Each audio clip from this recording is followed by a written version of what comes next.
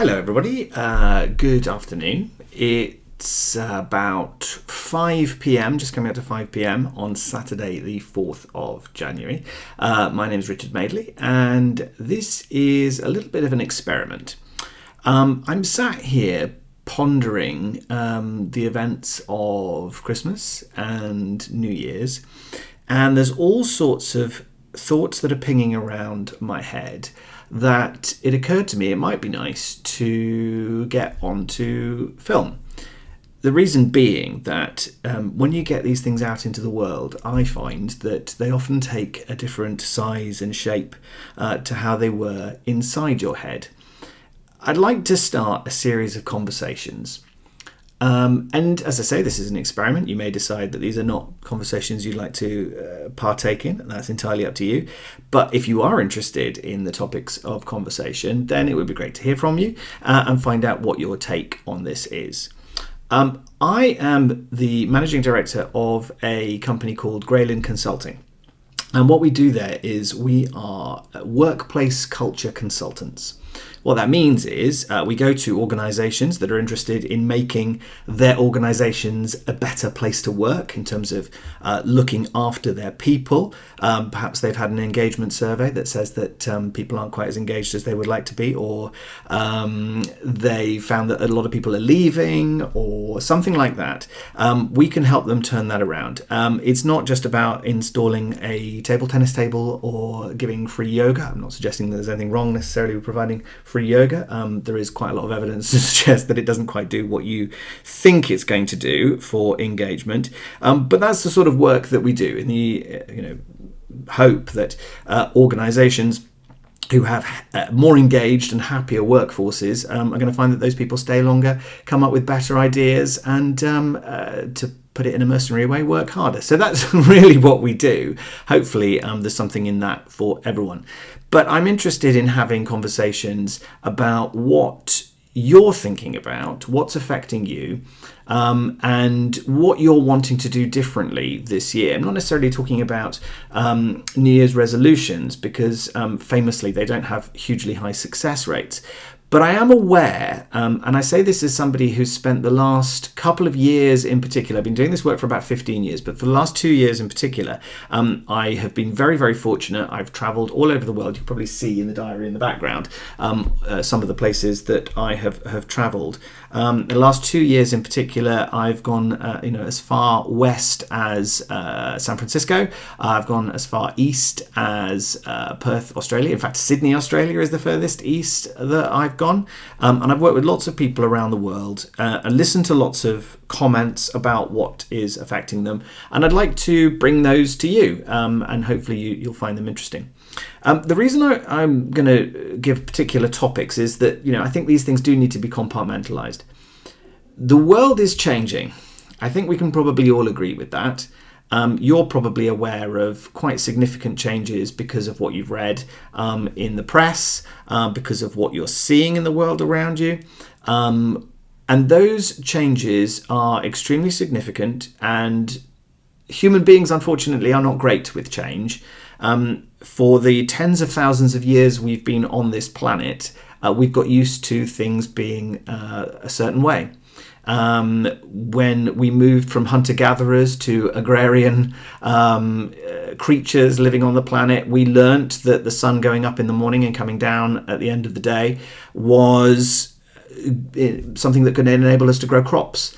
Ever since we realised that sort of routine is extremely useful for us, we've been creatures of habit. I am fascinated by how much that fondness of habit and routine affects the way that we live as human beings and the way that we deal with the world around us. The problem, of course, is that the world is changing more rapidly than it ever has done before. The rate of change is astronomical, far more so than it has ever been. Now, that is because of the advent of the sorts of technologies that we are now hoping to get used to, with more around the corner, but all sorts of other things. The geopolitical situation seems to be changing much more rapidly. Now, that weighs heavily on people's shoulders. So I'm hoping that some of these conversations will, first of all, just bring home to those people who are feeling pretty anxious about the way that the world is changing, and make sure that they get some sense of it's not just me. It's not just me that's worrying about it. It's not just them. It's not just you, potentially, that's worrying about it, because everybody feels the weight of change on their shoulders.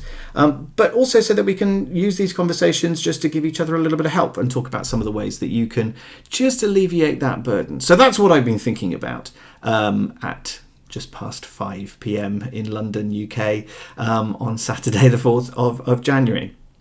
I think one of the things as well, and what I want to talk about this particular time, and we'll see what you say in the comments, but I think the thing that is rattling around my brain at the moment is Christmas time in particular. With it being the 4th of January, it's still very fresh in my mind. Christmas time, of course, rightly, and round about the holidays, whatever sort of celebration you're having at this time of year, can be a time for great joy, for bringing people together, for having a great time, a little bit of indulgence perhaps, and people have been celebrating that towards the end of the year to just brighten up the winter time for many, many generations and hundreds, if not thousands of years. So, that's a wonderful thing. But Christmas can also be a time of great stress and strain and anxiety for people. Even for those who, on the surface of it, might seem to be particularly blessed at Christmas, those people who have families to go to and lots of friends to spend that time with. I have been very fortunate, and this particular Christmas, it has been really, really lovely, and I got to see my family and my partner's family, and it's been tremendous. But even during that time, I was aware of some of the conversations that we had that were, a little bit tricky and gave me a little bit of anxiety, but felt important to have. I've lived in London now for 21 years, almost 22 years. Consider myself a Londoner and adore living here. And I have a lovely circle of friends from all over who have come from all over, who've also all sorts of different life experiences. But I am aware of the fact that when I go back home to the Midlands, a lot of my family are based in the East Midlands, and in particular in areas where they are very rural. And my experience of London, I think we probably all feel a little bit when we spend most of our time that's how everybody is. That's the existence that everybody has. And going home to a different part of the country, even just of the UK, can be a reminder that that's not everybody's experience. Not everybody has those same sorts of groups of friends. Not everybody has that same life experience. One of the things that we talked about is I was talking to my family members about pronouns. And we were having the conversation about the fact that not everybody uses pronouns that you would necessarily think are the obvious ones. And introducing the idea, I'll say introducing because my family are aware of the fact that some people use they, them pronouns or use ones that perhaps are less obvious. And I was talking about that. I'm aware of the fact that I have conversations. I try to talk to people around topics with diversity, equity and inclusion, and people have their own take on DE and I or whatever it is, however it's discussed. I'm aware of the fact that, as a gay man myself from that particular community, again, I have lots of friends who are from the LGBTQ plus community, and therefore I tend to think that everybody is up to speed with this sort of thing. And of course, they're not necessarily in areas that don't have that sort of diversity. They don't have that sort of experience. And I was talking to family members about, the fact that some people do use they, them pronouns. And, they were saying to me, well, the feeling that they were expressing was sort of that seems like it's a bit of a bridge too far for me. I'm not sure how comfortable I feel doing that. And there was some defensiveness and some resistance to it. Almost sometimes a sense of, and I don't mean to be unkind, I'm just experiencing I'm just trying to explain exactly what the impression I got was from the conversation was this sort of, I'm not sure, it seems like it's a bit of a nonsense. It feels like it's a little bit of attention seeking. And, there were some comments as well about, well, I've heard, or there's been conversations I've had where people identify as all sorts of things. There was one comment which was, I understand that kids sometimes in schools say, well, I identify as a goldfish, was one of the examples that was used. I find it quite difficult to have those conversations for a number of reasons. One, because as not the only LGBTQ plus person in my family as well, part of me goes, and again, these conversations are not me teaching, they're not me telling, they're just me being honest about the experiences that I have.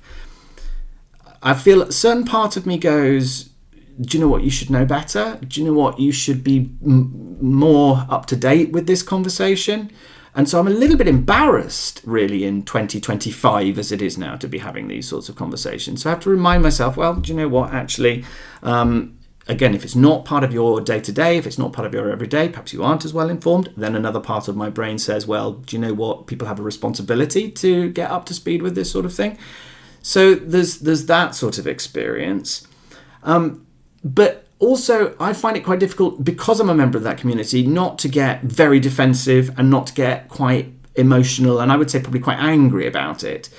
That defensiveness and that anger, of course, means that I then respond in a way that is less open, less welcoming, less even-tempered, and makes it much more unlikely for the other person to really engage with what I'm saying. Now, I mean, I'm not suggesting that that's not what happened. They did engage with what I was saying. And actually, the outcome of the conversation, and what I'm really pleased with, is the outcome of the conversation, the comments I had was, well, do you know what, actually, maybe it's my comments were fueled, this is what they were saying, my comments were fueled with the fact that I feel awkward, I feel nervous about talking to somebody who may be non-binary, or somebody who may not use the pronouns that I think are the obvious ones that they would use.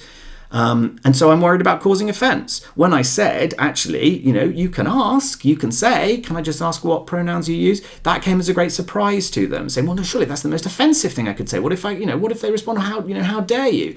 And I said, well, look, the point is, number one, you're showing you're sensitive to the idea. And, I get often asked as well why, people who contact me or speak to me on Zoom, it says my name and then it says he, him afterwards.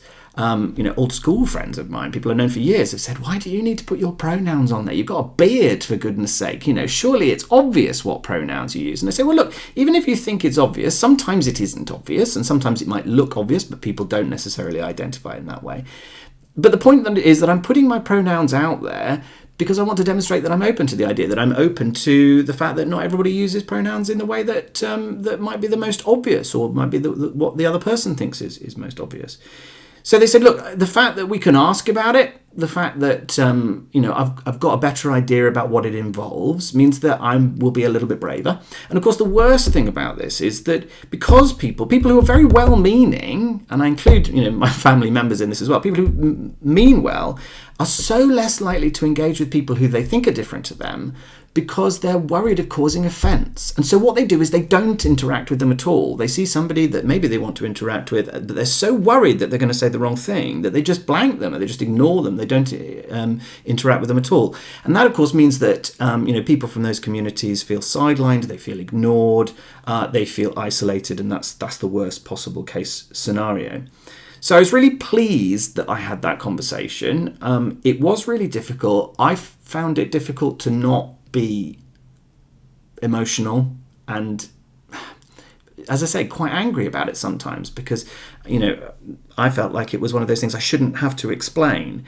But if we're going to have some of these difficult conversations, I say we, I mean everybody, we are going to be faced with some really tricky situations coming up, certainly over the next few years, and we've got to get better at starting difficult conversations.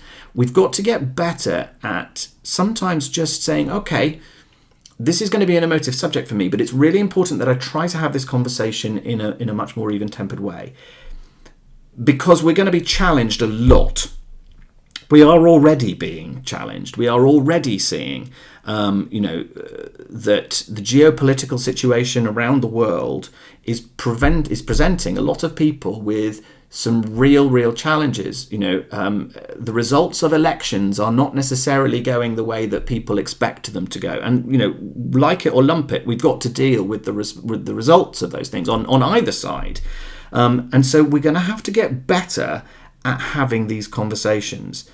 It is tough. I mean, I'm seeing it where businesses are struggling to adapt, where, the political discussions that we see. And of course, because unfortunately, and social media does have a part to play with this, because we're finding ourselves in a situation where we are massively polarized, we're more polarized than we've ever been.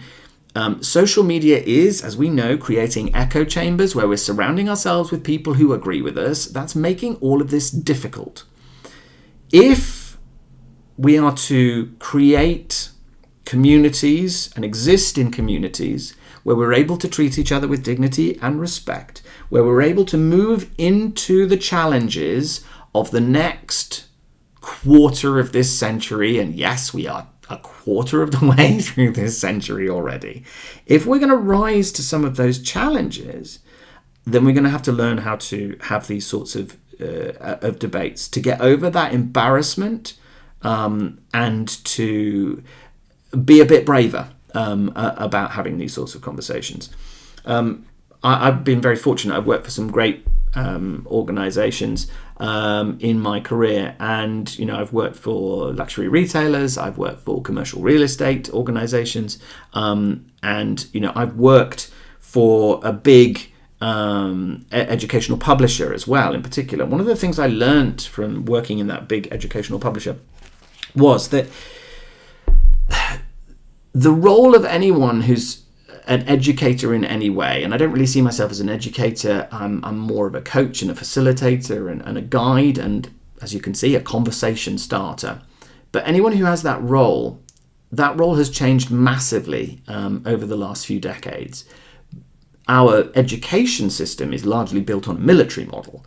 It's people sitting in rows listening to somebody at the front. The job of the pupil, the people in the room, is to listen to that information and to take it in and to remember it until an examination comes along, and then you have to regurgitate it. It's a memory exercise in a lot of cases. Now, that worked while the educators at the front of the room were guardians of knowledge, the retainers of knowledge, which their job was to impart to the people in front of them. Well, that has been taken away from them. That privilege has been taken away from them because everybody now carries around in their pockets a device which gives them access to all of the information that the human race has ever collated in the history of its existence. Everybody has a mobile phone now, and I say everybody, I am aware of the fact that not everybody in the world has one, but we are in a situation where more people in the world have a smartphone than have flushing toilets, so they are pretty ubiquitous. A huge number of the population have access to all of that knowledge. They don't need information anymore, they've got it. What they need now is help making sense of it. They need help navigating their way through all of the stuff that's out there, because as technology gets smarter, and we'll talk about the advent of AI and what that means for us perhaps another time if you're interested. I don't consider myself not a great expert on it, but it is one of those things that we're having to think about and that I want to start thinking about. But people don't need to be given knowledge anymore. What they need is help making sense of the knowledge that they have access to. An ability to be able to sift through it and decide what they should trust and what they shouldn't trust, what they should make use of and what they should discard. And that is something that anyone who works in an area as an educator or as a guide, a thought leader, it's a rather grand title that gets used a lot, but anyone who helps people to make sense of the information overload in so many cases that they are experiencing, like me, is something that we're going to have to adjust to, because the old system is not sufficient. As I say, the world is changing. The old ways of doing things, of sharing information, of having conversations, of working through complex topics, may not serve us in the next months, years, decades. And so we have to think about what is a better way of having these conversations. So off the back of a tricky conversation, and it's not the first time I've had that conversation.